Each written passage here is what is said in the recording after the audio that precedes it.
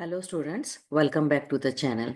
In this video, we are going to study about the menstrual cycle. Through diagram, we'll try to understand it. Now see here, try to understand. I'm explaining a theory here first. See, hypothalamus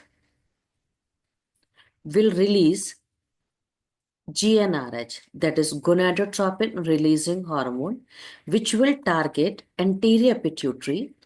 Then anterior pituitary will release gonadotropin. Which two gonadotropin? That is FSH and LH. Clear? Now FSH will target ovary.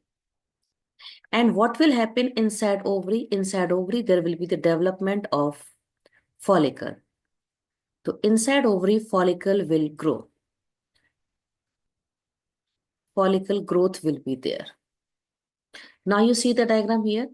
FSH coming from pituitary is making the follicle grow. From primary, secondary, tertiary, mature follicle formation is done. Now this follicle will release, this growing follicle will release another hormone that is known as estrogen. And estrogen will target uterus. Okay. So understand carefully. The FSH will target ovary and estrogen will target uterus. And what it will do in the uterus? It will make the uterus wall proliferate.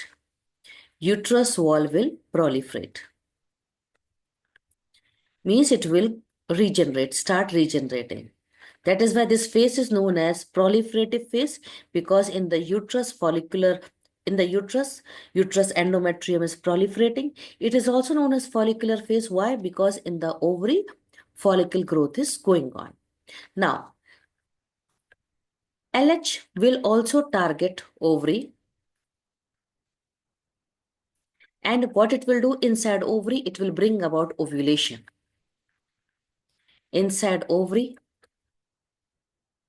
it will bring about ovulation. Ovulation means rupturing of Graafian follicle to release secondary oocyte. Now, after this, whatever is left, the structure which is left, that structure is now known as corpus luteum. So corpus luteum is formed after ovulation. Then corpus luteum will start secreting progesterone. And progesterone will target uterus, and inside the uterus, it will make its secretory. Okay. What it will do inside uterus, the endometrium will become secretory in nature. So that if suppose fertilization is done, then they can capture the, or you can say, successful implantation of the embryo can be done. So secretory, it becomes secretory. So that is why this phase is also known as secretory phase, because in the uterus, the endometrium is increased with rich supply of blood capillaries. It is also called luteal phase. Why? Because in the ovary, corpus luteum formation is done. So this is the mind map for the hormones which are playing a role during the menstrual cycle. Ovarian pituitary hormone is targeting ovary, and ovarian hormone is targeting uterus. Clear? I hope so. This much is easy. Now see this diagram, one more diagram. Please try to understand it. See here from the pituitary, FSH and LH is coming. What they are doing, they are making the follicle to grow. That is why this phase is known as follicular phase, because here follicles are growing.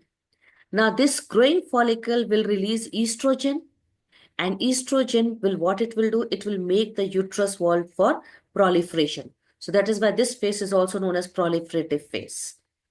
Clear? Now, very important question, please understand. The estrogen will attain a peak at the middle of the cycle. Normal cycle we assume for 28 days. So assume a peak at the middle of the cycle means on 14th day, and the peak of estrogen is causing LH surge. Estrogen peak will cause LH surge.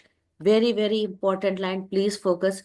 Estrogen peak will cause LH surge, and LH surge will trigger ovulation.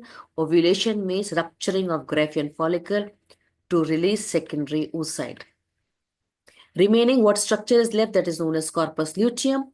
Corpus luteum will be secreting progesterone. Okay, and they are making the blood capillary increase.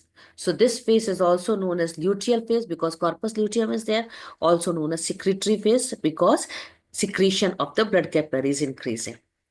And if suppose there is no fertilization, then what will happen? Corpus luteum will get degenerate. See here, degenerating corpus luteum.